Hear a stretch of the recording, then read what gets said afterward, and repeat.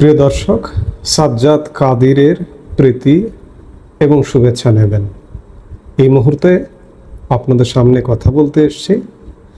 দেশে কোনো ধরনের জঙ্গিবাদ নেই, এই প্রসঙ্গটি নিয়ে আপনাদের সামনে কথা বলবো। বাংলাদেশ চমৎকার একটি দেশ। এই মুহূর্তে দেশে কোনো জঙ্গিবাদ নেই, এই কথাটি কে বলেছেন? জঙ্গিবাদ দমন যার প্রধান দায়িত্ব তিনি বলেছেন। অন্তর্বর্তীকালীন সরকারের স্বরাষ্ট্র উপদেষ্টা লেফটেন্যান্ট জেনারেল অবসরপ্রাপ্ত জাহাঙ্গীর আলম চৌধুরী আজ তিনি কথা বলেছেন। বাংলাদেশে বর্তমানে কোনো ধরনের জঙ্গিবাদ নেই বলে জানিয়েছেন স্বরাষ্ট্র ও কৃষি উপদেষ্টা লেফটেন্যান্ট জেনারেল মোহাম্মদ জাহাঙ্গীর আলম চৌধুরী অবসরপ্রাপ্ত। আজ রোববার সকালে রাজধানীর হজরত শাহজালাল আন্তর্জাতিক বিমানবন্দরে রপ্তানি কার্গো ভিলেজ ও সেখানে অবস্থিত বাংলাদেশ কৃষি উন্নয়ন কর্পোরেশনের হিমাগার পরিদর্শন শেষে সাংবাদিকদের ব্রিফিংকালে এসব কথা জানান। কৃষি উপদেষ্টা হিসেবে তিনি সেখানে গিয়েছিলেন এবং সেখানে গিয়ে সংবাদ মাধ্যমের সামনে এমনটা বলেছেন। তার এই বক্তব্যটির মাধ্যমে এটি খুব একটা স্পষ্ট বার্তা দেয় যে রাষ্ট্রীয় পৃষ্ঠপোষকতায় আবারও সেই জঙ্গিবাদ চাষবাসের আমলটা শুরু হয়ে গেছে, যুগটা শুরু হয়ে গেছে। 2001-06 আমলে বিএনপি জামাত জোট সরকারের আমলে বাংলাদেশে যেভাবে জঙ্গিবাদের উত্থান হয়েছিল, ঠিক সেই আমলে আমরা ধীরে ধীরে ফিরে যাচ্ছি এমনটাই মনে হচ্ছে। এই মুহূর্তে আমার মনে পড়ে যাচ্ছে সেই আমলের একজন ক্ষমতাবান তৎকালীন বিএনপি জামাত জোট সরকারের কৃষিমন্ত্রী এবং জামাতের আমির ছিলেন মতিউর রহমান নিজামী। তিনি বলেছিলেন বাংলা ভাই ও বাংলা ভাই বাহিনী বা জঙ্গি সংগঠনের কোনো অস্তিত্ব নেই বাংলাদেশে, এসব মিডিয়ার সৃষ্টি। সেই সময়ের সরকারও জঙ্গিবাদ নিয়ে এড়িয়ে গিয়েছিল এবং এড়িয়ে যাবার ফলশ্রুতিতে আমরা দেখেছিলাম বাংলা ভাই, হারকাতুল জিহাদ, শায়েখ আব্দুর রহমান ইত্যাদি নানান কিছু। আজকেও ঠিক সেই যুগ আবার ফিরে এসছে, কারণ স্বয়ং যিনি জঙ্গিবাদ দমন করবেন তিনি একথা বলছেন। কদিন আগে ঢাকা মেট্রোর পুলিশ প্রধান এমন কথা বলেছেন যে জঙ্গিবাদ বলে কিছু নেই, জঙ্গি নেই, আছে ছিনতাইকারী। বাংলাদেশের যে বিভীষিকাময় ঘটনা বিশ্বকে নাড়িয়ে দিয়েছিল, সেই হলি আর্টিজান হামলার বর্ষপূর্তিতে দেশে কোনো জঙ্গি দেখছেন না ঢাকার পুলিশ কমিশনার শেখ মোহাম্মদ সাজ্জাদ আলী। তার ভাষায় বাংলাদেশে কোনো জঙ্গি নেই, বাংলাদেশে আছে ছিনতাইকারী। 2016 সালের 1 জুলাই রাতে ঢাকার গুলশান 2-এ হলি আর্টিজান বেকারিতে নৃশংস হত্যাযজ্ঞ চালায় বাংলাদেশের 5 তরুণ। গুলি চালিয়ে এবং ধারালো অস্ত্র দিয়ে 17 বিদেশি নাগরিক সহ 20 জনকে তারা হত্যা করে, জঙ্গি হামলা করে। এখানে 2 জন পুলিশও নিহত হয়েছিলেন। সেই ঘটনা সারা পৃথিবীর মিডিয়াকে নাড়িয়ে দিয়েছিল। সেই ঘটনা নিয়ে গত 1 জুলাই ঢাকা মেট্রোর পুলিশ প্রধান বলেছেন যে বাংলাদেশে কোনো জঙ্গি নেই, ছিনতাইকারী আছে। রাষ্ট্রীয়ভাবে জঙ্গিবাদ ইস্যুটাকে এড়িয়ে যাওয়ার যত রকমের প্রচেষ্টা আমরা গত 1 বছর দেখছি। মালয়েশিয়ায় জঙ্গিবাদের অভিযোগে 26 জন বাংলাদেশি অ্যারেস্ট হয়েছে।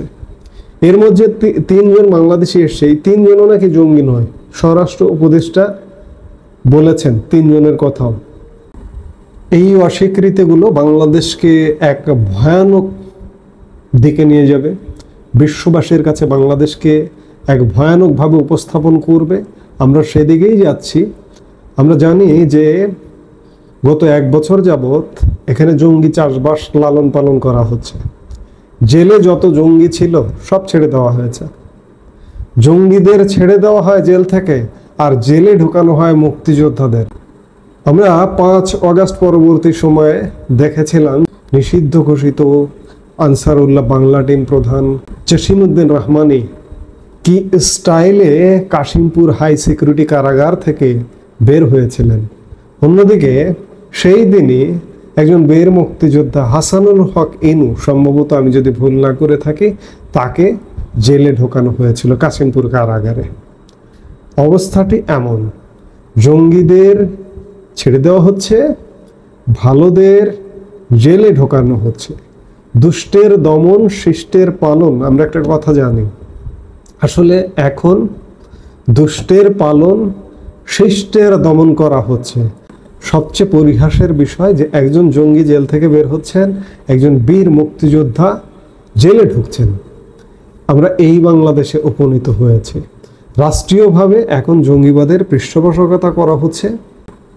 বিভিন্ন সূত্রের খবর যেটি বলে যে জমাতুল মুজাহিদিন, জেএমবি, হারকাতুল জিহাদ, হুজি, আনসারুল্লাহ, বাংলা টিম, এটিবি, জাগ্রত মুসলিম জনতা বাংলাদেশ, জেএমজেবি, শাহাদত ই আল হিকমা ও হিজবুত তাহরীরের সঙ্গে জড়িত থাকার অপরাধে প্রায় 2000-এর কাছাকাছিকে গ্রেপ্তার করেছিল বিগত আওয়ামী লীগ সরকারের র্যাব, সিটিটিসি সহ বিভিন্ন গোয়েন্দা সংস্থা। নরসিংদী, জয়পুরহাট, ফরিদপুর সহ দেশের বিভিন্ন জেলে বন্দী ছিল এই কুখ্যাত জঙ্গিরা। 5 অগাস্ট পরবর্তী সময়ে বিভিন্ন জেল থেকে বন্দীদের ছেড়ে দেওয়ার প্রক্রিয়া শুরু হয় এবং যে জঙ্গিদের জেল থেকে ছেড়ে দেওয়া হয়েছে তাদের তো ছেড়ে দেওয়া হয়েছে, নতুন করে গত 11 মাসে কোনো জঙ্গি গ্রেপ্তার করা শুনেছেন? শোনেননি। যার দরুন স্বরাষ্ট্র উপদেষ্টা আজকে বলতে পারছেন যে, আজকে বলেছেন তিনি যে আপনারা আগে জঙ্গি দেখতেন, আইন শৃঙ্খলা বাহিনীকে জানাতেন, এই জন্য গ্রেপ্তার হতো। এখন আপনারা জঙ্গি দেখেন না, জানান না, গ্রেপ্তার হয় না। গত 11 মাসে কোনো জঙ্গি গ্রেপ্তার হয়নি, বরঞ্চ জঙ্গিদের ছেড়ে দেওয়া হয়েছে। এই জঙ্গিরা দেশেই জঙ্গিবাদের চাষবাস করছেন, নতুন করে বিদেশে রপ্তানি করছেন। তার প্রমাণ আমরা বিদেশে অ্যারেস্ট হওয়াও দেখলাম। আমরা 5 অগাস্ট সময়কালে বা পরবর্তী সময়ে মার্চ ফর খেলাফত কর্মসূচি পালনের মিছিলও দেখেছি ঢাকার রাস্তায়, নিষিদ্ধ ঘোষিত সংগঠন হিজবুত তাহরীরের, এবং এমন নানা কর্মকাণ্ড দেখেছি। জঙ্গিবাদ উত্থান, জঙ্গিবাদের মাথাচাড়া দিয়ে ওঠার নানা পরিস্থিতি দেখেছি। সেই অবস্থায়, সেই জায়গায় সরকারের তরফে বলা হচ্ছে যে বাংলাদেশে কোনো জঙ্গি নেই।